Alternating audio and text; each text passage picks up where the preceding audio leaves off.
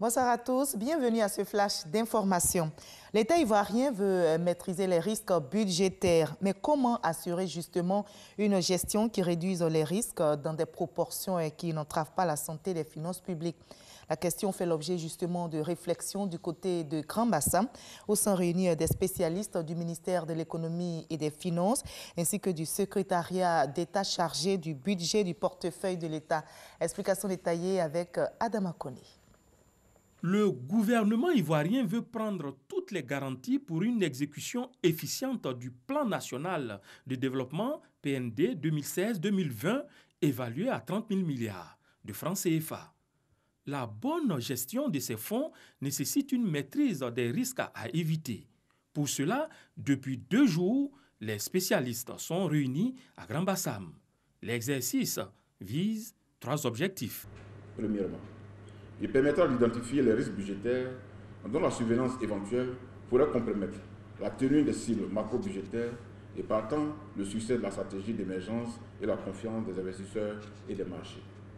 Deuxièmement, il sera l'occasion pour notre pays de se doter d'outils d'analyse afin d'assurer une identification exhaustive et un suivi attentif de ces risques budgétaires.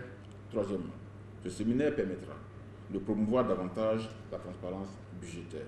Il s'agit donc de consigner dans un document les risques liés au cadre macroéconomique, aux entreprises publiques, ainsi qu'à certains risques particuliers, de sorte à donner aux gestionnaires des dépenses et recettes publiques les clés d'une démarche sans faute dans l'exécution du budget. C'est une innovation dans la gestion des finances publiques. Il s'agit d'un exercice nouveau. De plus, cet exercice ne bénéficie pas réellement de véritables normes ou de cadres déjà établis.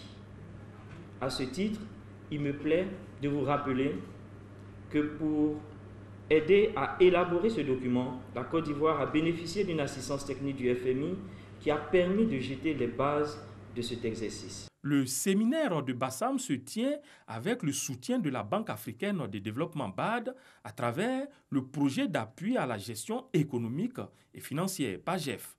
Il s'achève ce samedi 15 septembre. On reste sur place à Grand Bassam où se tient également une rencontre régionale sur les programmes d'information des radios et télévisions publiques de l'espace CEDEAO. Après la cérémonie d'ouverture hier jeudi, place ce vendredi aux travaux en commission. Des propositions sont enregistrées, notamment la mise en place d'un réseau de correspondants des radios et télévisions publiques. Nous en saurons davantage dans l'édition de 20h.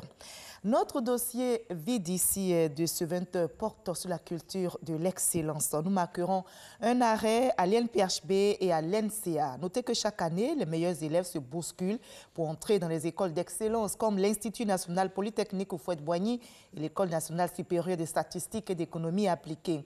Depuis 50 ans, ces 2 établissements forment des cadres de l'administration publique et privée de Côte d'Ivoire et de la sous-région. De l'admission à l'insertion professionnelle en passant par la formation, les étudiants ont un seul challenge, rester excellents. Mais comment s'y prennent-ils? Nous aurons les éléments de réponse dans la grande édition ce soir. Hors de la Côte d'Ivoire, au Mali, depuis 1 mois, le nord du pays essuie de fortes pluies.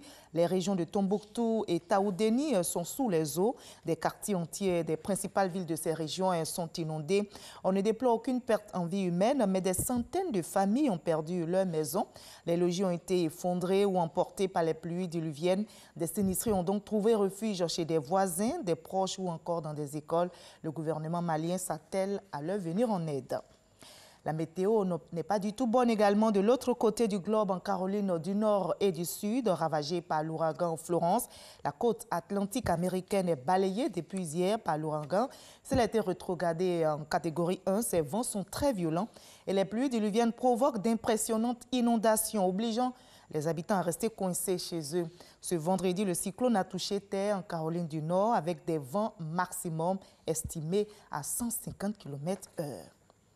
Le nord des Philippines est aussi menacé par un puissant typhon. Plus de 4 millions de personnes se trouvent sur sa trajectoire. Mangout, c'est son nom, est annoncé comme le plus gros typhon de l'année.